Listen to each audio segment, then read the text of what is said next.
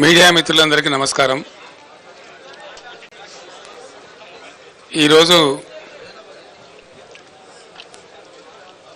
జనగామ జిల్లా కొంతమేరకు బస్సులో నుండి యాదాద్రి జిల్లా అట్లాగే సూర్యాపేట జిల్లాలో ఎండిపోయినటువంటి పంటలు మా బృందం అంతా నాతో పాటు కలిసి పరిశీలించడం జరిగింది. చాలా చోట్ల రైతులు పాపం కన్నీరు మున్నీరయ్యి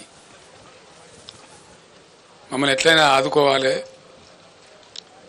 మేము పెట్టుబడి పెట్టి నష్టపోయినాం, బట్ ఖచ్చితంగా మీరు ప్రభుత్వాన్ని డిమాండ్ చేసి మాకు న్యాయం చేకూర్చాలని చెప్పి రైతులు కన్నీరు మున్నీరుగా విలపించినారు.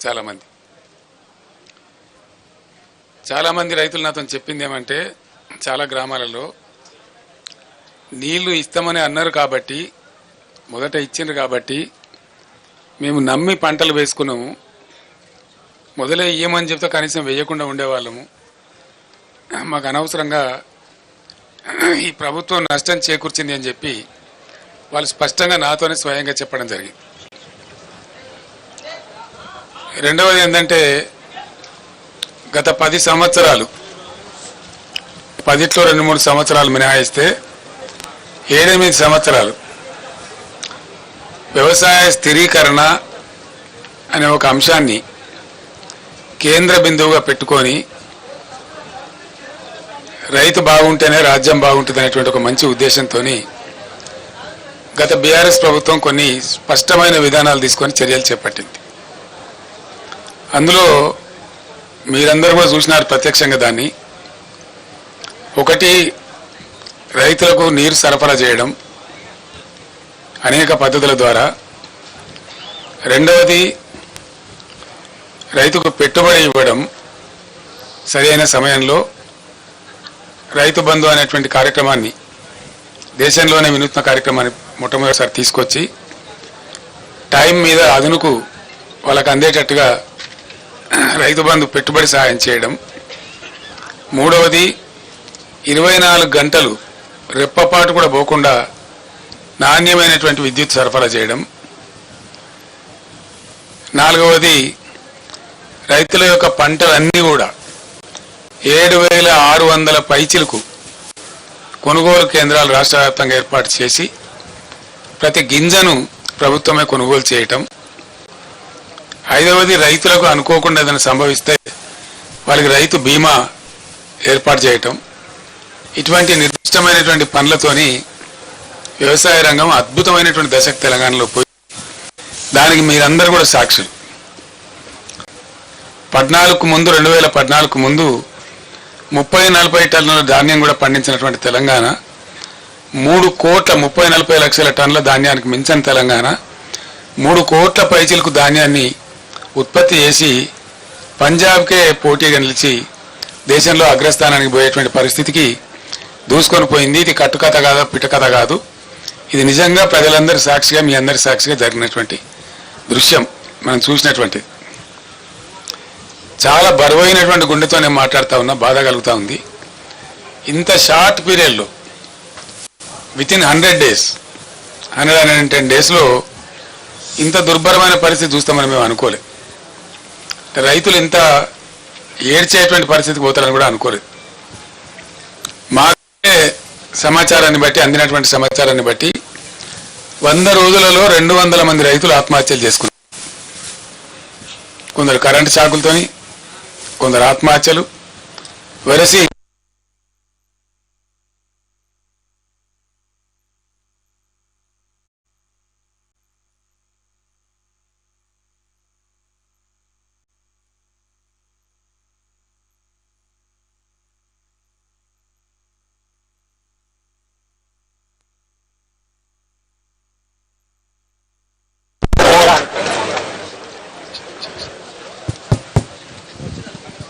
అంటే ఇట్లా పోతా వస్తూ ఉంటుంది కరెంటు.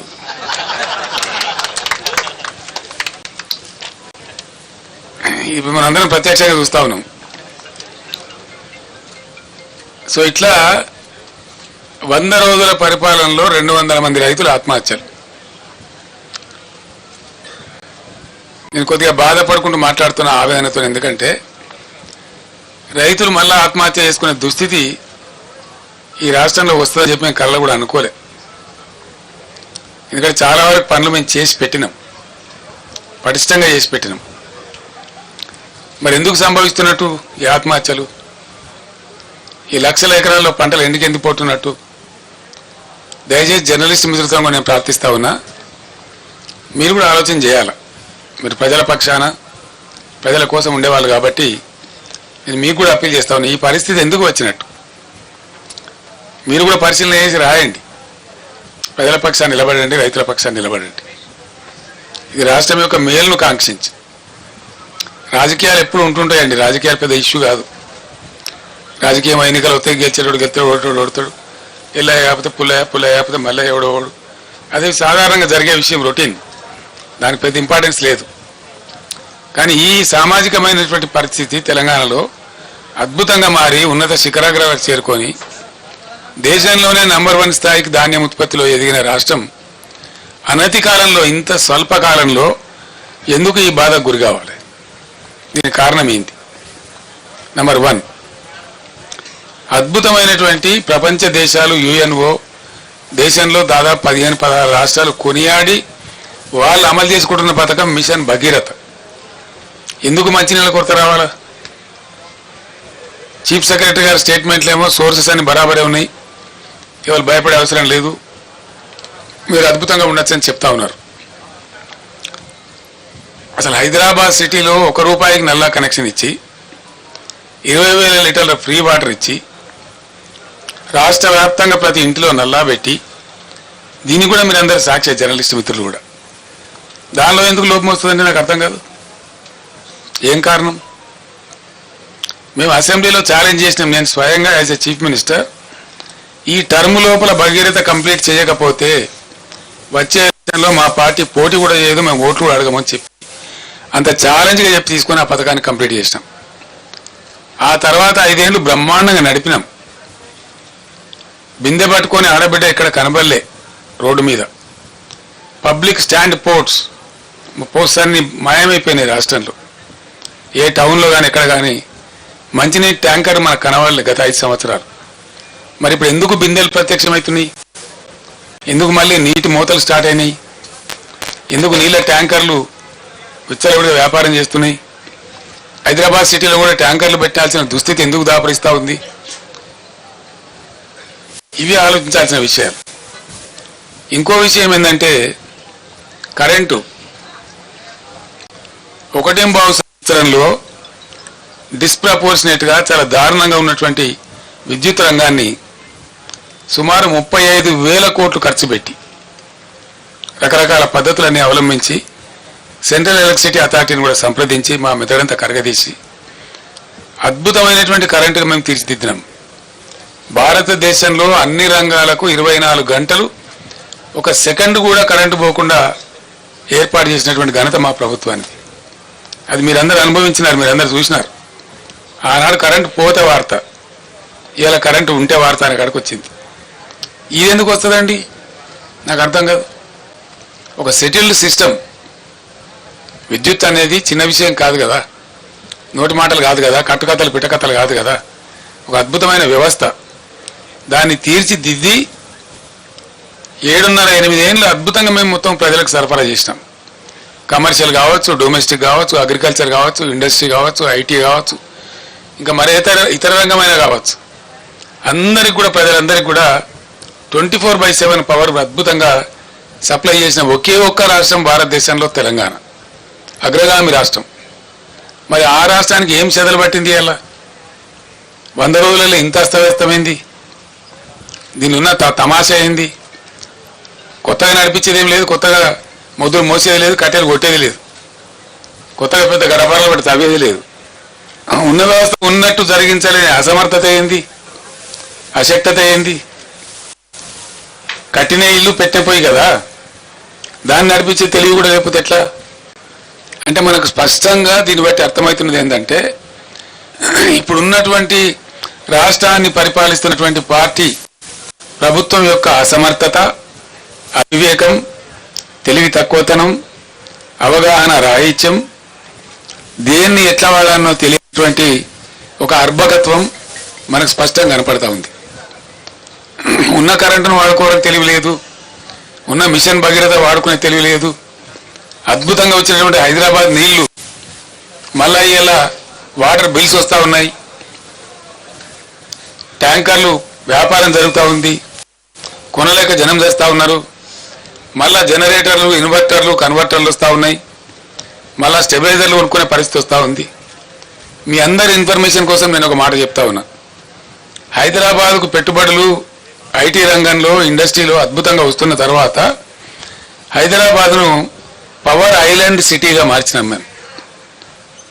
ఎటువంటి పరిస్థితి వచ్చిందంటే ఐటీ కంపెనీ వాళ్ళు, పెద్ద పెద్ద వాళ్ళు, చాలా పెద్దవాళ్ళు, ఇంటర్నేషనల్ దిగ్గజాలు న్యూయార్క్లో పోతుంది పవరు, లండన్లో పోతుంది, కానీ హైదరాబాద్లో పోదురా అనే స్థితి తెచ్చినాం.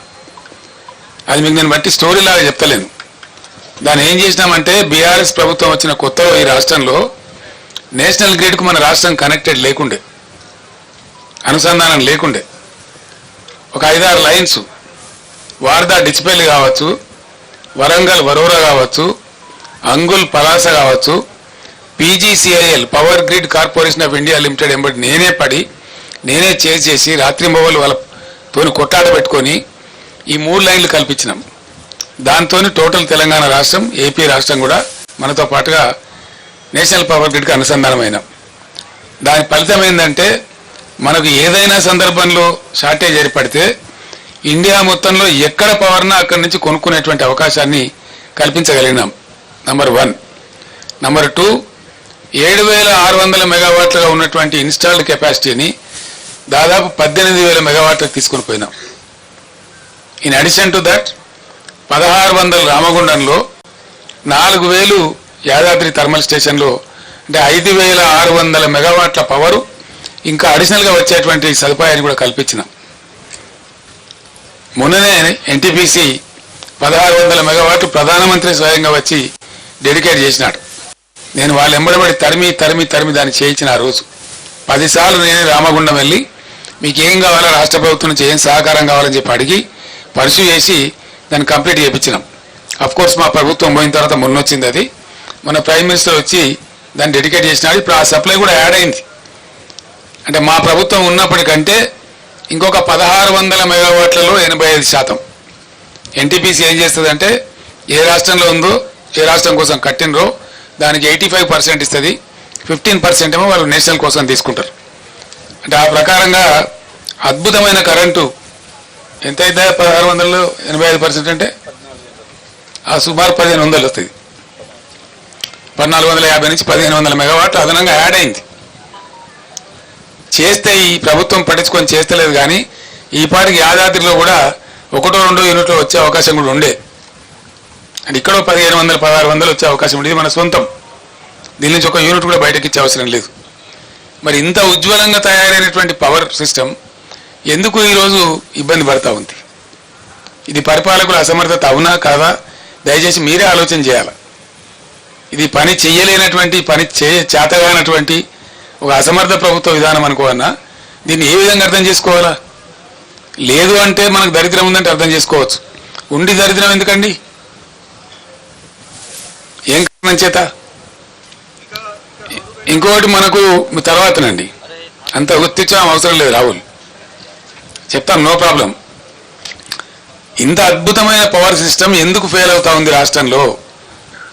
7 ఏళ్ళు నడిచినటువంటి సిస్టమ్, 7 years అద్భుతంగా అందరికీ అందుబాటులో ఉన్న కరెంటు స్విచ్ ఆఫ్ చేసినట్టుగా ఎందుకు మాయమైంది?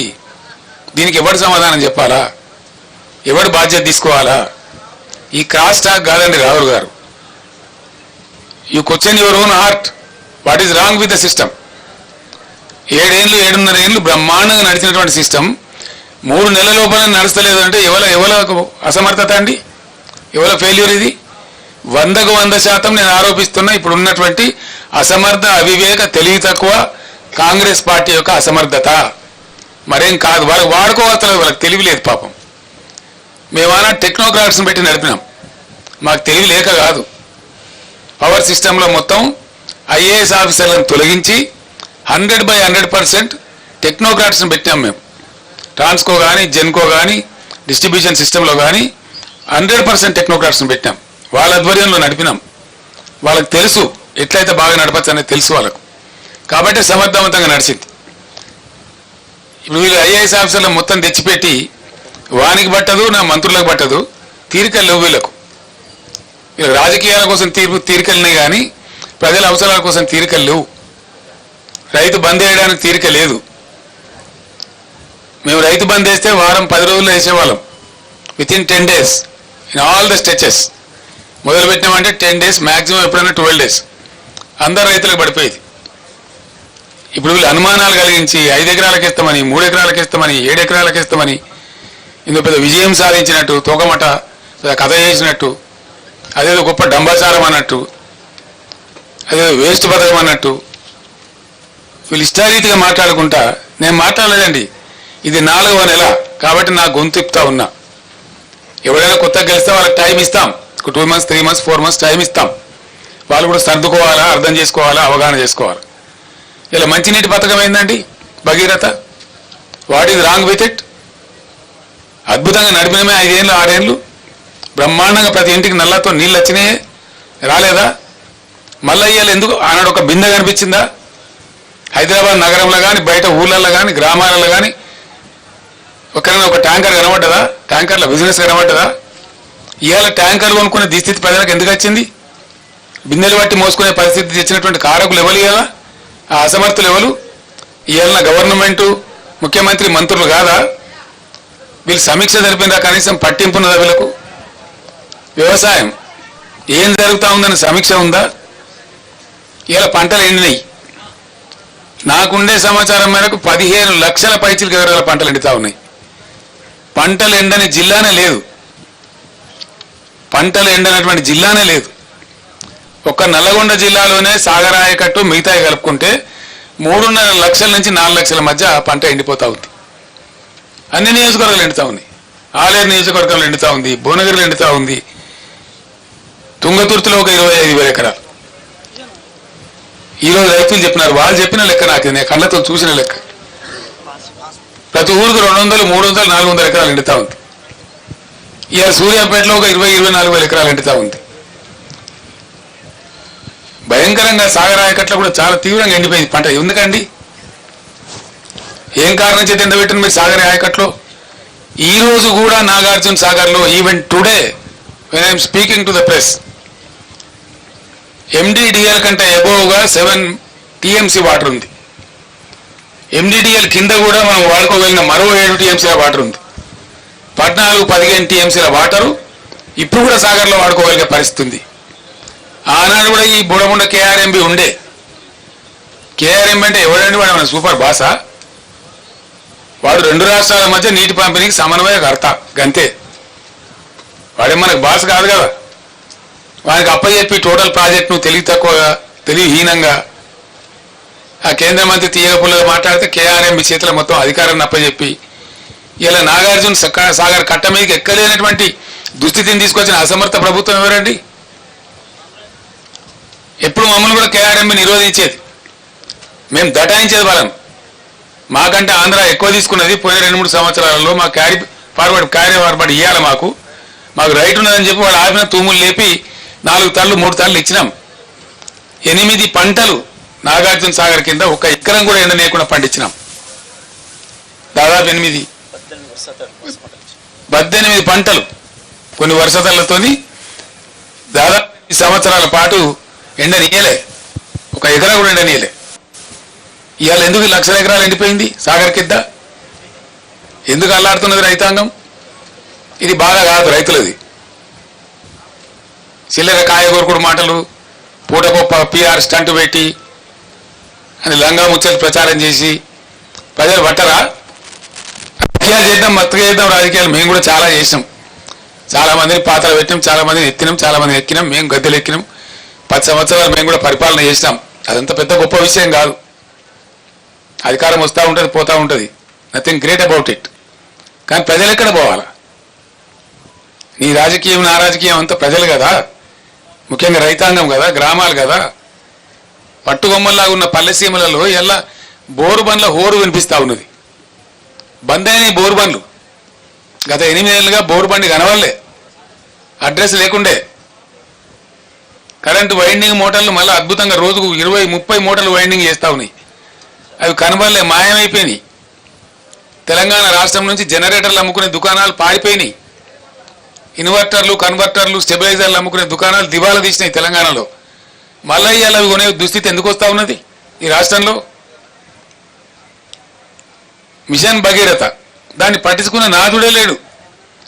నేను ఒక 2-3 జిల్లాల ఇంజనీర్లు అడిగిన, ఏమిరా నాయన ఏందిది, మీరే కదా నడిపాను, నిర్మించింది మీరే, నడిపింది మీరే, ఏమైందంటే సార్ దీనిలో అసలు కిటుకు వేరే ఉన్నది, అడిగేవాళ్ళు లేడు.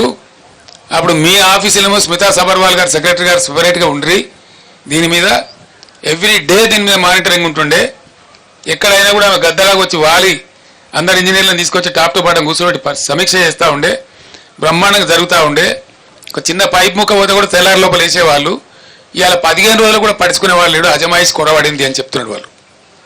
రెండవది ఏం చెప్తున్నారు, మిషన్ భగీరథ నీళ్ళు కరెక్ట్గా రావాలంటే మంచి వాల్యూమ్ ఉండకంటే మంచి హై క్వాలిటీ పవర్ 23 గంటలు కనీసం ఉండాలి, నిరంతర విద్యుత్ సరఫరా ఉండాలి.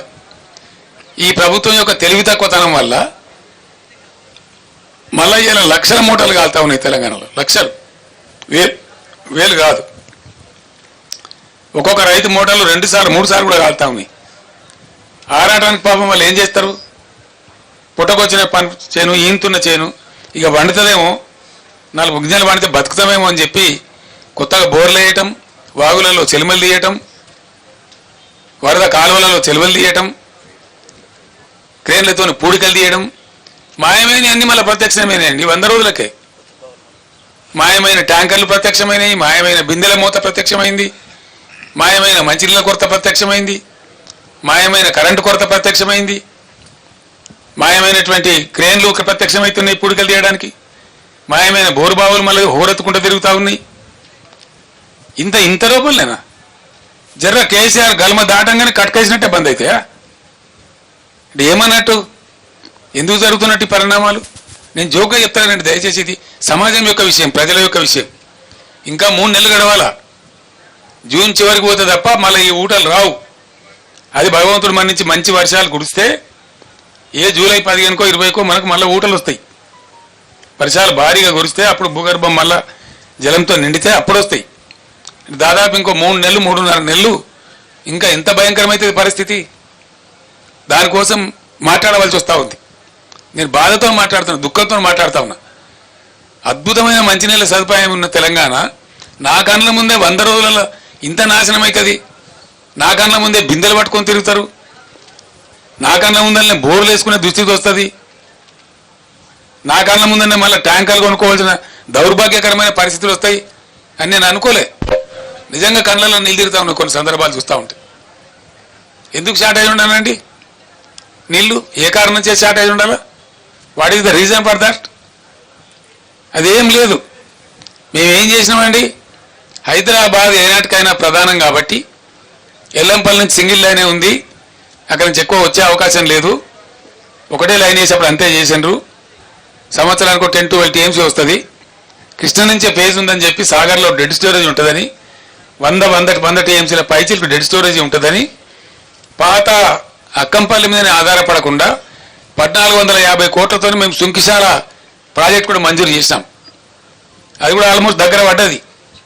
70-75% పనులు అయిపోయినాయి మా ప్రభుత్వం పోయేనాటికే. నేను మొన్న కాంట్రాక్టర్ని అడిగిన, ఏమిరా ఎంతవరకు వచ్చింది పని అని అడిగితే, సార్ గవర్నమెంట్ చేయమని చెప్తే మేము 2 నెలలు 3 నెలలు చేసి అందిస్తాం సార్ అని చెప్తున్నారు వాళ్ళు. ఒకసారి అది మళ్ళీ కలిసిందంటే బ్రహ్మాండంగా అసలు నీటి సప్లై డోకా ఉండదు. సాగర్లో పూర్తి స్థాయి నీటి మట్టం వాడుకునేటువంటి పరిస్థితి ఉంటుంది, 100 TMCలు ఉంటుంది. కాబట్టి ఇవి ఏం చేయకుండా, ఇవి ఏం పట్టించుకోకుండా, దీని మీద సమీక్షలు లేకుండా అడ్డగోలు మాటలు, అడ్డగోలు పిచ్చి ప్రచారాలు చేసుకుంటా ఎంతసేపు విపక్షాన్ని బదనాం చేయాలి, గత ప్రభుత్వాన్ని బదనాం చేయాలని ఒక చిల్లర, చాలా చీప్ టాక్టిక్స్ తప్ప ఏం కనపడతలేదు. మేము ఆనాడు ఒక పద్ధతి మార్చేసిన, నేను ముఖ్యమంత్రి ఉండే టైంలో భయంకరమైన రాళ్లవానం వచ్చి ఖమ్మం జిల్లాలో అనేక జిల్లాలలో పంట నష్టం జరిగింది. మహబూబాబాద్ జిల్లాలో, ఖమ్మం జిల్లాలో, చాలా జిల్లాలలో నేనే స్వయంగా పోయి పరిశీలన చేసాను ఏంది ఎంతవరకు జరిగిందని చెప్పి. నిజంగానే ఘోరంగా దెబ్బతిన్నది. 100% పంట పోయింది. కానీ పంట నష్టం ఇచ్చే పరిస్థితి ఏంది? ఆ రోజు వరకు కూడా కేంద్ర ప్రభుత్వాన్ని నివేదిక పెట్టాలి, ఆ తోకగాలు రావాలి 3 నెలలకు, వాడు వచ్చే వరకు ఏమి ఉండదు, వాడు ఉల్టా రిపోర్ట్ రాయాలి, వాడేమి ఇయ్యాడు, వీడు తీసుకోడు, రైతుకు అందదు. దాంతో నేనే నిర్ణయించి రైతులు బలపడుతున్నారు కాబట్టి తెలంగాణ రాష్ట్రంలో మంచిగా అవుతున్నారు కాబట్టి మళ్ళా వాళ్ళ పరిస్థితి దిగజారద్దని చరిత్రలో ఎప్పుడు లేని విధంగా ఎకరానికి 10,000 రూపీస్ ఇచ్చిన నేను, ఇన్స్టెంట్ శాంక్షన్. అంత వెరీ డే ఆ పొలంలో నిల్చుండే అనౌన్స్ చేసి 5-6 రోజుల లోపల వాళ్ళకి నష్టపరిహారం అందజేసినాం. ఈ తుంగతుర్తికి 6 కోట్లు ఇచ్చినాం. మొత్తం దాదాపు 149 కోట్ల రూపాయలని పంపిణీ చేసినాం ఇమీడియట్గా రైతులకు. అదే విధంగా 149 crores ఇచ్చినాం. రెండో విడత అంటే సుమారు ఒక 500 కోట్ల రూపాయలను పంచినాం రైతులకు మేము. ఇవాళ లేదండి, రాలవన వాడిది అడిగే దిక్కు లేదు. ఓ మంత్రి ఓడు, ఓ ఎమ్మెల్యే ఓడు, దొంగలు కదా ముఖం సాటేసినట్టు. ముఖ్యమంత్రికి అయితే పట్టేలేదు, ఢిల్లీ యాత్రలే సరిపోతాయి. ఏది మరి నాకు అర్థం కాదు. ఎమ్మెల్యేలు ఓరు, ఎంపీలు ఓరు, మంత్రులు ఓరు, అధికారుల బృందాలు పంపించారు. మేము ఒకటే మాట చెప్తాను, ఇవాళ ఏది ఏమైనా సరే రణరంగమైనా సరే ఈ ప్రభుత్వాన్ని మెడలు వంచుతాం, వదిలిపెట్టాం ఎట్టి పరిస్థితులలో, ఎట్ ఎనీ కాస్ట్. మేమన్నాడు 10,000 రూపాయలు, ప్రపంచంలోనే ఇయ్యాలి 10,000 రూపాయలు, 2,000 చేదో ఇచ్చి చిల్లర చేతులు దులుపుకునేది. మేము 10,000 రూపాయలు ఇన్స్టెంట్గా ప్రకటించి 500 కోట్లు సుమారు పంచినాం. 450-460 కోట్లు పంచినాం. ఇలా అతి లేదు గతి లేదు.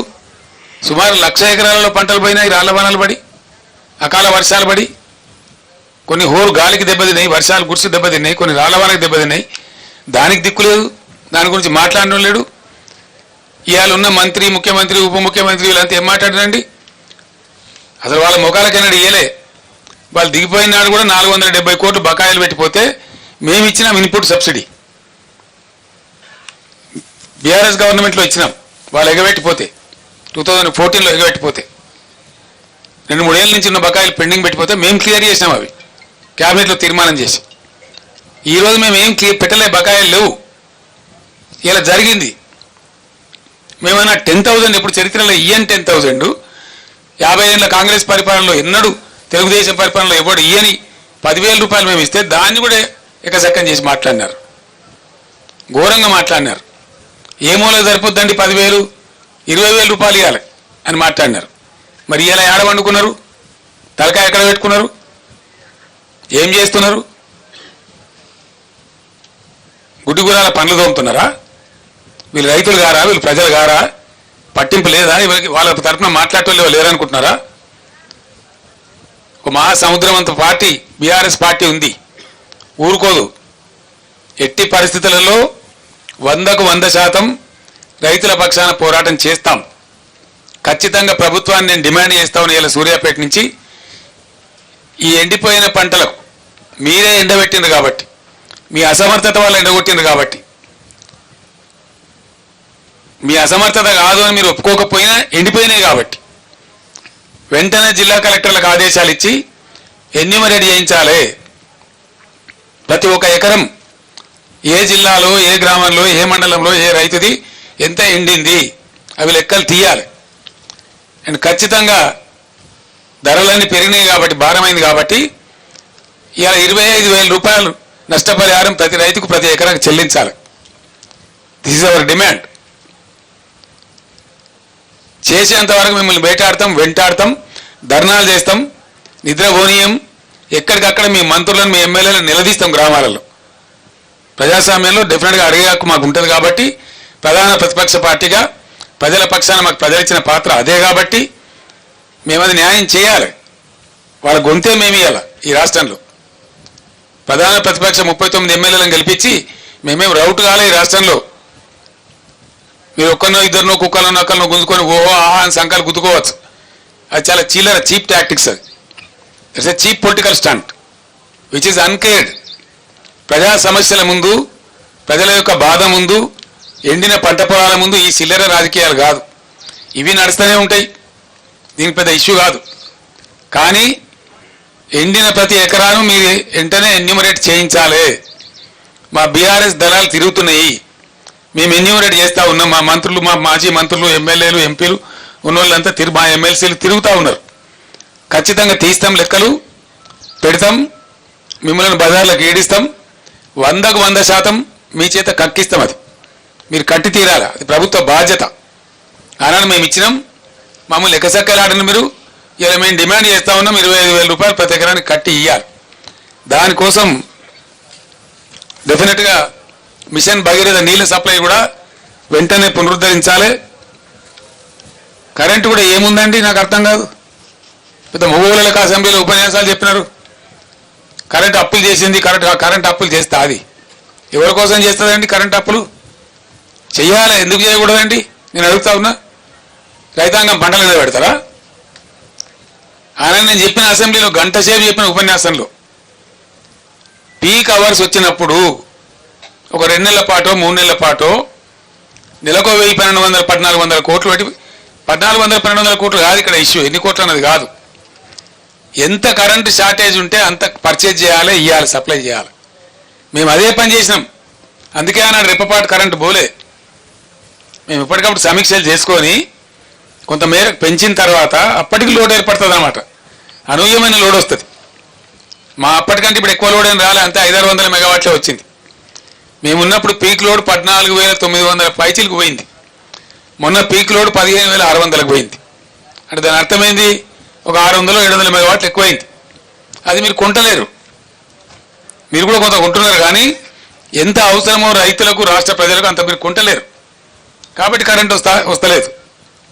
చాలామంది రైతులు నాతో చెప్పినారు, ఎందుకు కాలుతున్నాయి మోటార్లు, మొన్నటిదాకా 8 ఏళ్ళు కాలని మోటార్ ఎందుకు కాలుతుంది సార్? చాలాసార్లు వస్తున్నది పోతున్నది, వస్తున్నది పోతున్నది, రోజులో 5 సార్లు 6 సార్లు 7 సార్లు వస్తున్నది పోతున్నది. అక్కడక్కడ మా వాళ్ళు సభలు మాట్లాడుతుంటే పోతా ఉన్నది. ఇదే జగదీశ్వర్ రెడ్డి గారు సూర్యాపేటలో సభ, నల్లగొండలో సభ మాట్లాడుతుంటే 5 సార్లు పోయింది. పోయినప్పుడల్లా బయట కింద కూర్చున్న వాళ్ళంతా జై కాంగ్రెస్ అంటున్నారు. ఇది పరిస్థితి. అయినా మీకు సీమ కుట్టినట్లేదు, మీకు బాధ లేదు, ఇబ్బంది లేదు. ఈసారి బడగాడుపు ఉంటాయని చెప్తున్నారు, భయంకరమైన గాడుపు ఉంటాయని చెప్తున్నారు. అయినా పట్టించుకునే పరిస్థితి లేదు. కానీ మేము మాత్రం ఊరుకునే పరిస్థితి కాదు. ఎట్టి పరిస్థితులలో మీకు అసలు పట్టింపలేదు రైతులంటే. రైతు బంద్ చేయడానికి పెద్దగా హరిగోస పెట్టినారు వాళ్ళను. వస్తుందా రాదా ఒక భయంకరమైనటువంటి పరిస్థితి తెచ్చినారు. సాగునీరు ఇవ్వడంలో విఫలమైనారు, తాగునీరు ఇవ్వడంలో ఘోరంగా విఫలమవుతా ఉన్నారు. ఏం కారణం? ఇప్పటికైనా మేల్కోండి.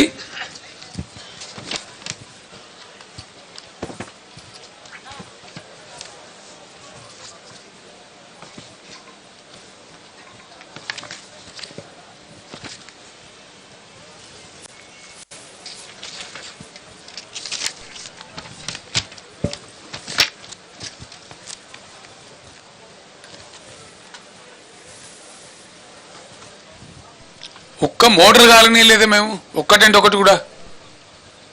ఒక ఎకరం ఎండనీయలేదే, ఎక్కడ కూడా ఎక్కడ ఎండనీయలేదండి. ఎట్లా ఉంటుందంటే మీకు పరిస్థితి నేను ఎక్స్ప్లెయిన్ చేస్తా ఉన్నా. ఎస్ఆర్ఎస్పిలో నీళ్ళు తక్కువైనాయి. నిజాం సాగర్లో కూడా అంతంత మాత్రమే ఉండే. ఒక 20 టీఎంసీల నీళ్లు దైవవశాత్తు సింగూర్ ప్రాజెక్టులో ఉండే. సింగూర్ టు నిజాం సాగర్ తెచ్చి, నిజాం సాగర్ టు ఎస్ఆర్ఎస్పి తెచ్చి, మేము తెచ్చి ఎస్ఆర్ఎస్పి ఆయకట్టుకి ఇచ్చినాం. మొన్న కూడా ఉండే సింగూర్లో నీళ్లు 20 టీఎంసీ. ఇవాళ ఈరోజు నేను మీతో మాట్లాడే టైంలో 17 టీఎంసీ ఉంది సింగూర్లో. ఏం బీమార్ వచ్చింది నాకు అర్థం కాదు. ఒక జస్ట్ 3-4 టీఎంసీలు గ్యాప్ నింపితే అయిపోయేది. కాళేశ్వరంలో పోయే నీళ్ళు కూడా బాగా సముద్రానికి వదిలిపెట్టి ఒక చిల్లర డ్రామా కోసం, చీప్ టాక్టిక్స్ కోసం ఏముందని ఏం ప్రపంచం పోయినది. దాన్ని ఏదో ప్రచారం చేసి కొంచెం కొట్టుకుపోయినట్టు, దానిలో ఎందో జరిగిపోయినట్టు ఓ లంగా కథ పెడని మీ అసమర్థతను కప్పుకోవడానికి చేసినారు. పోయే నీళ్ళని వృధాయిదులు పెట్టినారు. మొన్నటి వరకు అండి, మొన్నటి వరకు విచిత్రం ఏంటంటే మొన్నటి వరకు కూడా 6,000, 7,000, 8,000 క్యూసెక్లు పోయినాయి. సింగిల్ మోటార్ నడిపి కూడా కాలువలు నడిపించచ్చు, నీళ్ళు నడపచ్చు, బ్రహ్మాండంగా నడపండచ్చు. అద్భుతంగా నీళ్ళు ఎత్తే అవకాశం ఉండే. డిసెంబర్లో మంచి నీళ్ళు పోతాయి. వీళ్ళు గవర్నమెంట్కి వచ్చే టైంలో 25,000 30,000 క్యూసెక్ల నీళ్ళు పోతూ ఉంటాయి. ఏమైంది దాన్ని ఎత్తడానికి నాకు అర్థం కాదు. తీయమా? ఎమర్జెన్సీ ఉంటుంది తీయమా? పైన ఉన్నటువంటి బ్యారేజ్లలో నీళ్ళు ఏదో తమాషా కోసం వదిలిపెట్టి సిపిఐ వాటర్ పోతుంది, దాన్ని ఏదో ఫోటోలు తీసి వీడియోలు తీసి అదే మొత్తం కథమే అయిపోయిందని ఓ లంగా ప్రచారం చేసి ఏమున్నదని తోకుంటుందా? నిన్న కూలిపోయిందో బ్రిడ్జి అన్నాం కడతా ఉంటే ఉత్తరప్రదేశ్లో బీహార్లో జరుగుతుంది. నిర్మాణం చేస్తే దానికి జరుగుతుంది. నాగార్జున సాగర్ కుంగిపోయింది కుడివైపు బ్యారేజ్, మళ్ళీ పునరుద్ధరించలేదా? చేయలేదా? కడెం ప్రాజెక్టు కొట్టుకపోలేదా? ఓవర్ డ్యామ్ అమెరికాలో 4 సార్లు కొట్టుకపోయింది. ఇడిచిపెట్టిండ్రా వాళ్ళు? పోతాయి, అప్పుడప్పుడు పోతాయి. కొంతమంది ఇంజనీర్ల తప్పు వల్లనో అనుకోకుండా ఏర్పడిన ఫలితాల వల్లనో గోదావరిలో ఎక్కువ వచ్చింది, దానివల్ల భూమి జియాలజీలో ఏదైనా కింది మీద అయితేనో లేదా పిల్లల కింద ఇసుక కొట్టుకపోతుందో జరుగుతుంది. అదే ప్రళయం బద్దలైనట్టు దానికి పెద్ద గందరగోళం పెట్టి అదే ఇక ప్రపంచం అన్నట్టు ఒక చిల్లర రాజకీయ కథ చేసి నీళ్ళు ఇయ్యాల నీళ్ళను వదిలిపెట్టండి మీరు. ఇంకా విచిత్రం ఏందండి, సమ్మక్క బ్యారేజ్కి ఏమైంది?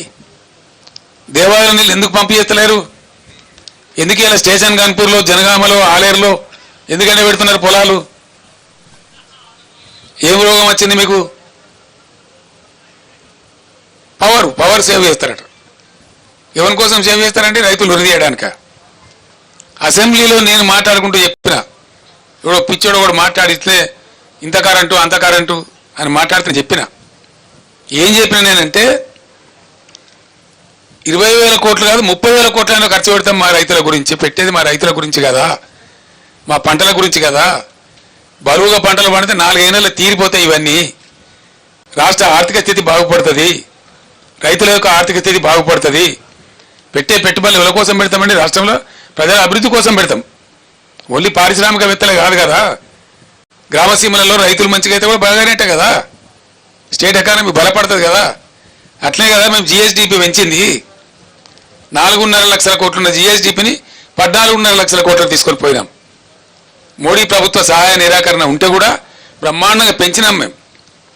ఇవన్నీ జూటా మాటలా? మేం చెప్తున్నామా? ఒకవైపు పారిశ్రామికను పెంచినాం, ఐటీని పెంచినాం. మేం చెప్తానే మీ డంబాచారం.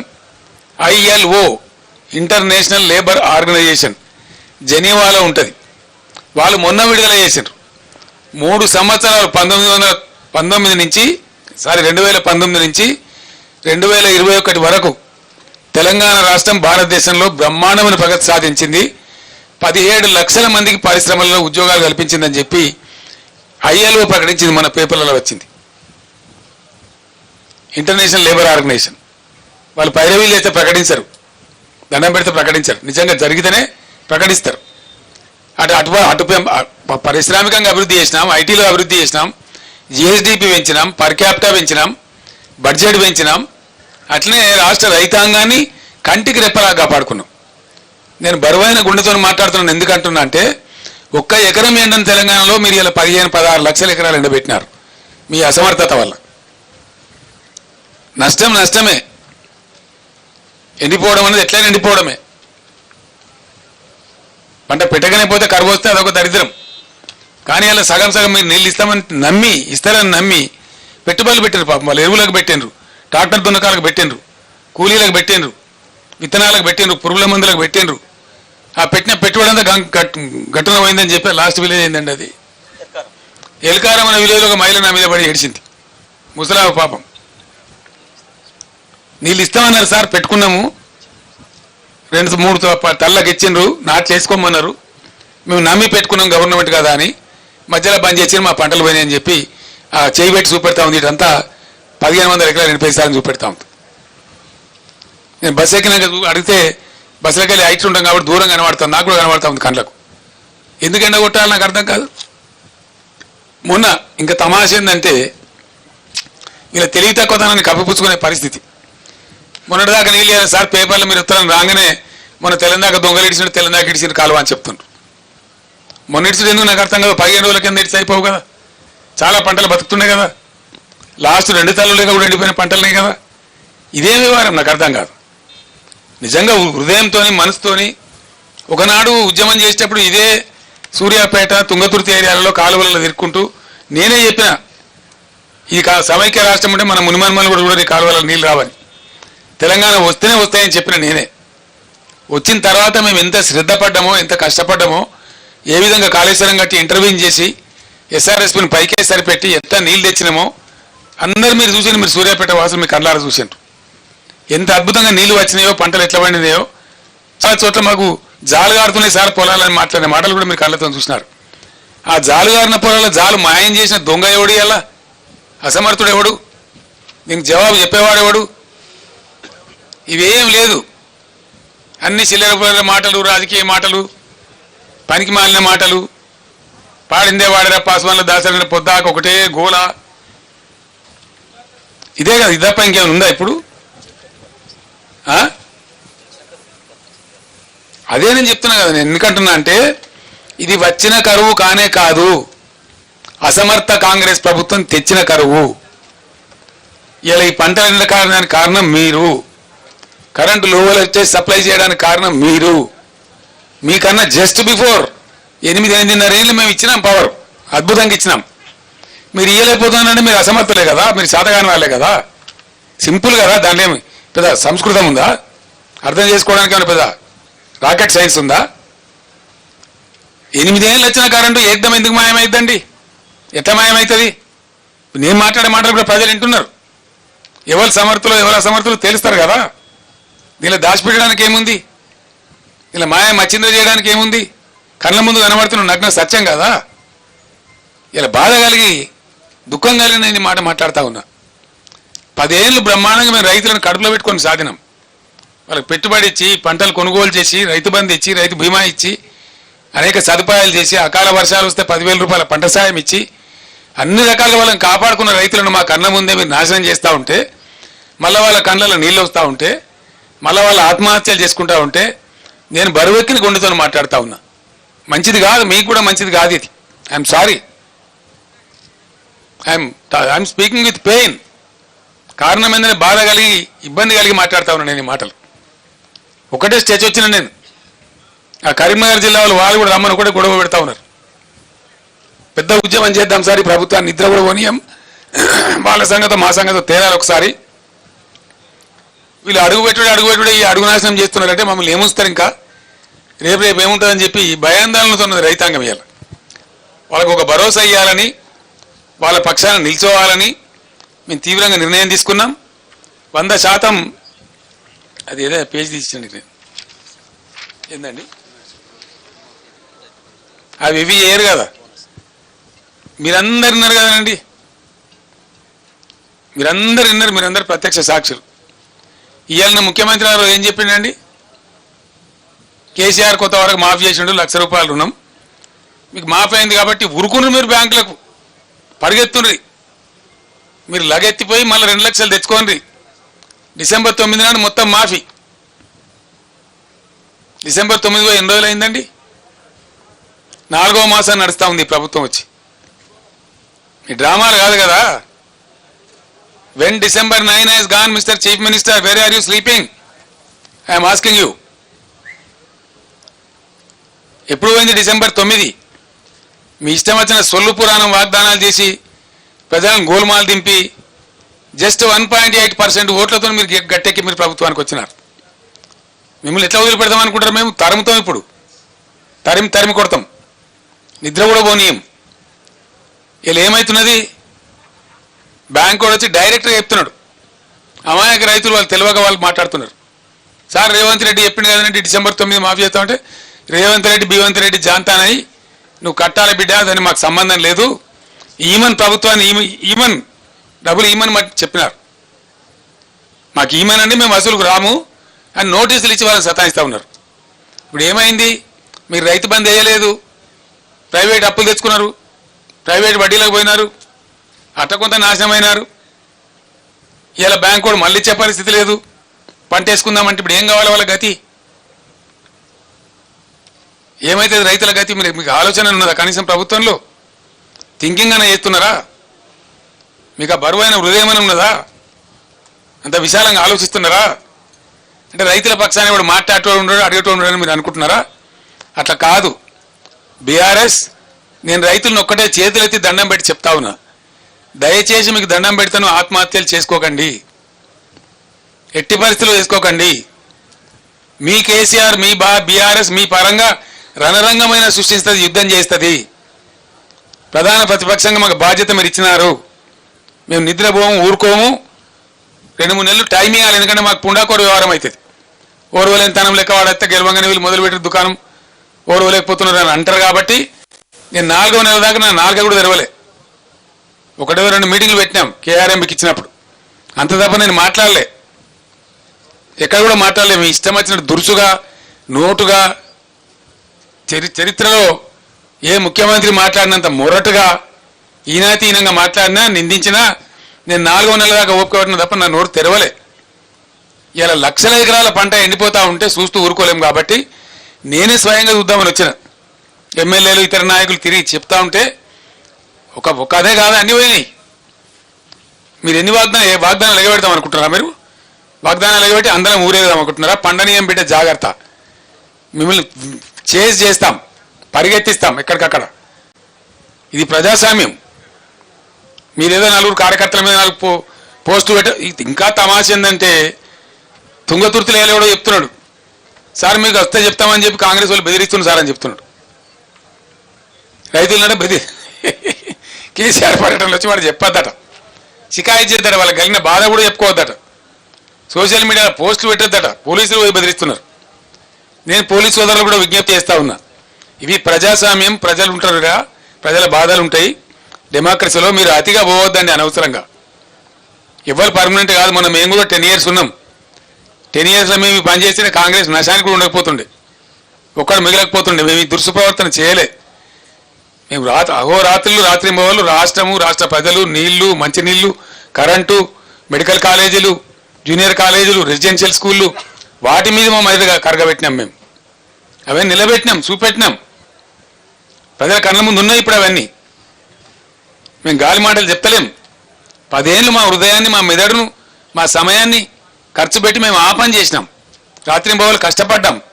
నీళ్లు తెచ్చినాం, కరెంటు తెచ్చినాం, మంచినీళ్లు తెచ్చినాం, రెసిడెన్షియల్ పాఠశాలలు తెచ్చినాం, సంక్షేమ కార్యక్రమాలు చేసినాం. ఉన్నోని లేనోని అందరినీ కడుపులో పెట్టి కంటికి రెప్పలాగా చూసుకున్నాం. అదే ప్రజలకి ఇలా మీరు మోసం చేస్తామంటే ఊరుకోం. మీరేం చెప్పిండ్రు? 2 లక్షల రుణమాఫీ ఏమైంది? ఎందుకు మీరు స్పందిస్తలేరు? ఎప్పటికి చేస్తారు? ఎందుకు చెప్తలేరు? బ్యాంకులు మించి ఎందుకు మాట్లాడతలేరు? బ్యాంకు నోటీసులు ఇస్తే మంత్రులు, ఎమ్మెల్యేలు, ముఖ్యమంత్రి ఎందుకు మౌనం పాటిస్తున్నారు? దానికి సమాధానం కావాలి. మేము రైతాంగం పక్షాన, ప్రజల పక్షాన అడుగుతా ఉన్నాం. మళ్ళా పంటలు వేసుకోవాలి, ఇప్పుడు ఎండినా మళ్ళీ వేసుకోవాలి. రైతులు ప్రిపేర్ కావాలి, తెచ్చిన బాకీలు కట్టాలి, కాలిపోయిన మోటార్ల పైసలు బాకీలు తెచ్చిన అవి కట్టాలి, బోర్లు తవ్వితే లక్షలు ఖర్చు అయినాయి రైతులకు, అవి కట్టుకోవాలి. ఇది బ్యాంకు అని బాధలు. అటు మోటార్లు కాలుడు, ఇటు బ్యాంకులు బాధలు పెట్టుడు, ఇటు వడ్డీ వ్యాపారులు బాధలు పెట్టుడు, ఇవన్నీ ఒక పక్క. ధాన్యం కొనుగోలు మేము 7,600 పైచీలు కేంద్రాలు పెట్టాం. ఎన్ని కేంద్రాలు పెడతారో ఇప్పటికి చెప్తలేరు. రేపటి నుంచి చెప్పి పూజ చేద్దాం అనుకుంటున్నారు ప్రజలను. ఏం చేద్దాం అనుకుంటున్నారు? ఎన్ని పాత కేంద్రానికి ఒక కేంద్రం తక్కువ పెట్టినా ఊరుకోము. పోయిన పంట పోను, కొత్త పంట వస్తుంది. కాబట్టి ఆ వచ్చే పంటకు 500 బోనస్ కట్టి తీరాలి. ఎట్టి పరిస్థితులలో మిమ్మల్ని వేటాడతాం. 500 రూపాయల బోనస్ ఇస్తామని మీరు చెప్పినారు. అన్ని పంటలకు ఇస్తామన్నారు. లిస్టు ప్రకటించినారు, మేనిఫెస్టో ఉంది. ఖచ్చితంగా ప్రతి పంటకు మీరు బోనస్ ఇవ్వాల్సిందే.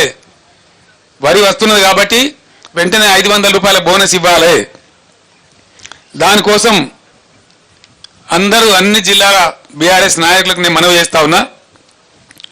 2వ తేదీ నాడు, ఏప్రిల్ 2 నాడు జిల్లా కలెక్టర్లకు రైతుల పక్షాన మెమోరాండంలు సమర్పించండి. 500 బోనస్ ప్రభుత్వం ఇవ్వాలని చెప్పి మీరు ఇవాళ జిల్లాల వాళ్ళు జిల్లా కలెక్టర్లకు మెమోరాండం ఇవ్వండి.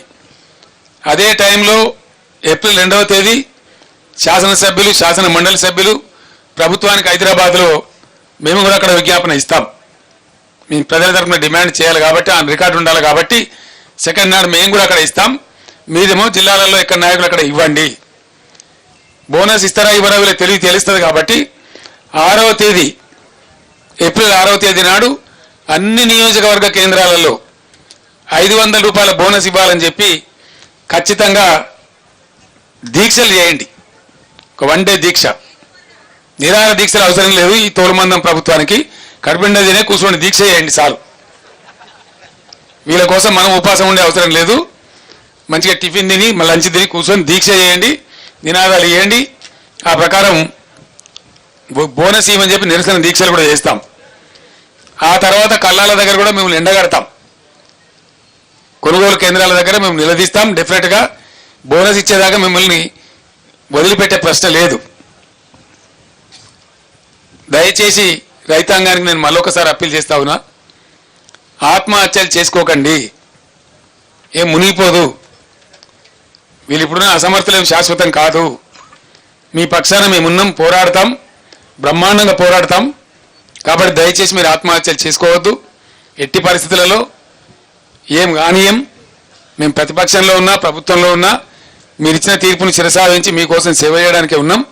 బీఆర్ఎస్ పార్టీ బ్రహ్మాండంగా పనిచేస్తాం. కాబట్టి ఏం ఇబ్బంది పడాల్సిన అవసరం లేదు.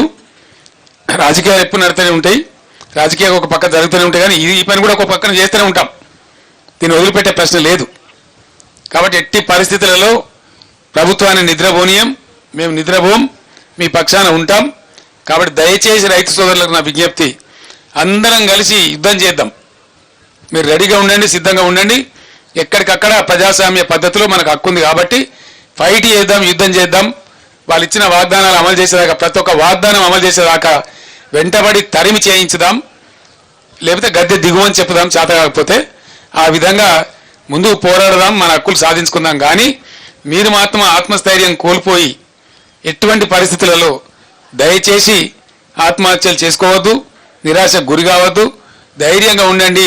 మీ పక్షాన బీఆర్ఎస్ ఉంది, కేసీఆర్ ఉన్నాడు, ఎవ్వరేం ఆగం కాలేదు. కాబట్టి ముందుకు పోదాం, పోరాటం చేద్దాం. ఆ రకంగా ముందుకు పోదామని తెలియజేస్తా ఉన్నా.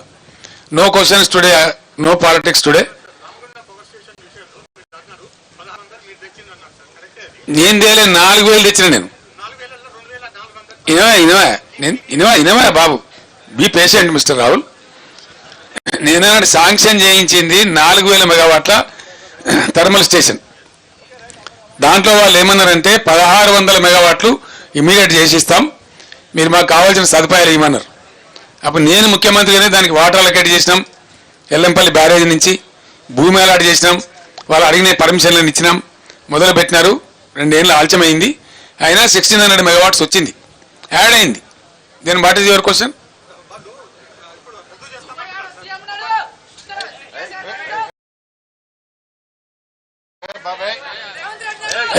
ఏ బాబు బయటకు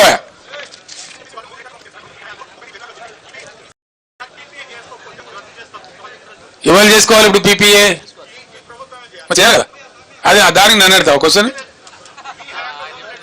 దానికి నన్ను అడతావా అంటున్నా. నేను అనేది మా హయాంలో కమిషన్ కాలే. మిస్టర్ రాహుల్ మాజీ పవర్ మినిస్టర్ నా పక్కనే ఉన్నారు, నేను పూర్తి సమాచారం మాట్లాడుతున్నా. దాన్ని ఏమంటారంటే సిఓడి చేయడం అంటాడు, కమర్షియల్ ఆపరేషన్ స్టార్ట్ చేయడం. మా టైంలో కాలే. మొన్న కదా ప్రధానమంత్రి వచ్చి కంప్లీట్ ఫైనల్ అయిన తర్వాత మొన్న నేషన్కి అంకితం చేసిండు ఆయన. ఇప్పుడు ఎవరు చేయాలి? పీపీఏ చేయాలి కదా. దానికి నన్ను క్వశ్చన్ అడుగుతావా? మీరు అందరూ వినాలా. మేము డిమాండ్ వాళ్ళు ఇచ్చింది మాకు, మేము ఉన్నప్పుడే ఇచ్చిందండి. Government is a continuous process. మీరు సిఓడి చేయండి, స్టార్ట్ చేయండి, మేము చేస్తామని చెప్పినాం. ఇయ్యాల కాదు కదా, మీకు ఇంకోటి తెలుసుకోవాలి. మీరు తెలియక మాట్లాడుతున్నారు. మీరు తెలుసుకోవాల్సింది ఏంటంటే మేము పీపీఏ చేస్తేనే కదా వాళ్ళ జనరేషన్ పని స్టార్ట్ చేసింది, వర్క్ బిగిన్ చేసింది. ఆ రోజు మేము పీపీఏ చేసినాం. That it self is an agreement. కొత్తగా చేయాల్సింది ఏముండదు. సిఓడి చేసిన తర్వాత మామూలుగా రొటీన్ నడిచిపోతుంది అంతే. అది మామూలు ఫార్మల్ లెటర్. ఎగ్జాక్ట్లీ.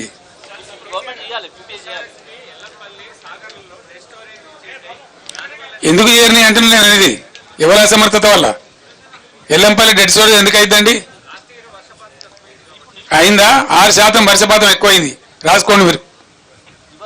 6% ఎక్కువైందండి వర్షపాతం.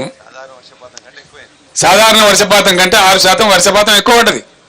ఇది నేను చెప్పేది కాదు, ఇండియన్ మ్యాటర్నరీ వాతావరణ శాఖ వాళ్ళు చెప్పిన లెక్క ఇది. It's not my record. What they are telling is wrong.